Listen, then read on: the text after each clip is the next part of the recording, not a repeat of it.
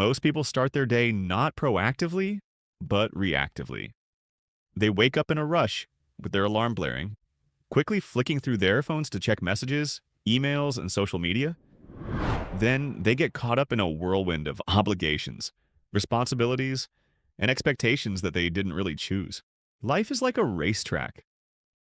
Every morning when we wake up, we rush out of bed, rush to work, rush into relationships, rush into appointments, and gradually forget one important thing we are living, not merely existing. When life goes on like this, day after day, it's easy to wake up after years and wonder, am I living my life or am I just running in someone else's? Have you ever thought about stopping for a moment instead of getting caught up in the hustle and bustle?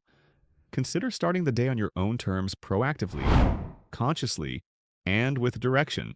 No one has complete control over the entire day, but you do have control over your first hour.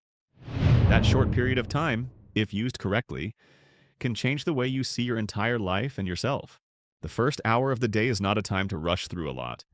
It's a time to define who you are and to set the tone for everything that's to come. Like the soundtrack to a movie, the rhythm you set in the morning will influence every scene that follows. And that's why I want to share with you 7 morning habits, not just to make you more productive, but to help you live more deeply. These small habits can have a big ripple effect. They don't require a lot of time or complicated equipment. They just require one thing: the determination to make yourself the first priority of the day. Remember, change doesn't start with a big revolution. It starts with a quiet moment, one small decision, and one first step every morning. Now, let's get started. Do you know? The hardest part of every morning isn't the meetings, the deadlines, or the worries of the day. It's something that seems insignificant: getting out of bed as soon as the alarm clock rings. But that little thing is the first challenge, and if you can overcome it, you've conquered something very big: procrastination within yourself. It sounds simple, but everyone has experienced that moment of intense internal struggle each morning. Should I get up now, or should I give it another 5 minutes? Those 5 minutes can sometimes turn into 20, and the whole morning is a mess. But you know what? Every time you press the snooze button, you silently tell yourself, promises to myself are not that important. Over time, that shakes your confidence, your self-esteem, and your sanity. On the other hand, when you have the courage to get up right away, even if your eyes are still half closed, you're doing the right thing first thing in the day. You tell yourself, I'm trustworthy. Just put your feet on the ground, stretch, and say, okay, I'm ready. There's no need to be serious. A little fun, a little initiative, and you'll find the rest of your day goes by much more smoothly. Why? Because you've just won a challenge silently, without anyone watching, without anyone cheering. But it's those quiet victories that build a strong, trustworthy person. So when your alarm goes off tomorrow, don't bargain. Get up, stretch, smile, and get out of bed. As soon as you've bravely left your warm bed, don't rush to your phone. Take a few precious minutes at the beginning of your day to simply sit still. No social media, no news, no text messages, just you, your breath, and silence. It may sound boring, but it's the moment when you truly reconnect with yourself. We often start our day by scrolling through our screens for 5 minutes, then 10 minutes, and somehow an hour has passed. Our minds are tired while our bodies haven't even warmed up yet. Your mind in the morning is like an empty cup. What do you want to pour into it first? Peace and initiative, or rushed news that you even won't remember after a few minutes? Just sit down, take a deep breath, and feel present. There's no need to meditate, just be present. When you start your day by reconnecting with yourself, you stop chasing the world. You lead the day instead of letting it carry you away. Now that you're more alert, the next step may seem unrelated to success: making your bed. Making your bed is more than just about having a tidy room. It's a way to tell yourself, hey, I'm living intentionally today.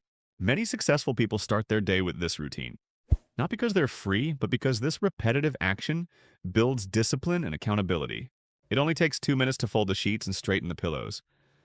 But in doing so, you've just turned a messy corner into order, and that's a small victory. The next time you think, I'll clean later, remind yourself, just 2 minutes, and I'll feel good. Success doesn't start with big things. It starts quietly with the bed you just made with your own 2 hands. Your body after a night's sleep is like a computer that has just gone into hibernation. It looks normal, but it needs a refresh to function smoothly. And the most effective way to refresh, not with coffee, it's through movement.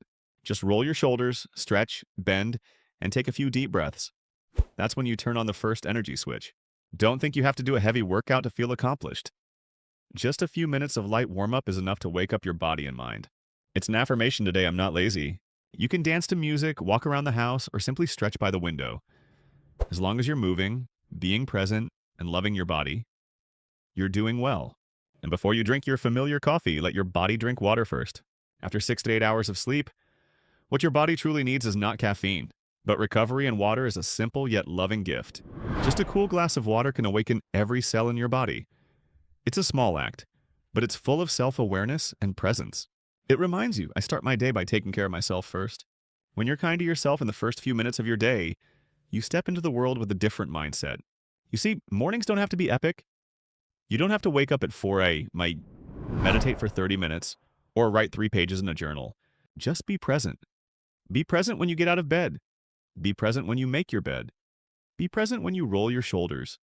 Be present when you drink your first glass of water. These seemingly unnoticed actions are the foundation for a day of intentional living. No one else can wake up for you. No one else can feel that quiet pride when you rise and stretch, make your bed, and take care of yourself. That peace, that strength, it's yours and only yours. A good morning doesn't promise that everything will go perfectly. There will still be challenges, distractions, and unexpected turns. But it gives you something precious, a sense of clarity, a steady rhythm, and a voice inside that says, I'm ready. You don't need a Monday to start. You don't need a new year, a new planner, or the perfect timing.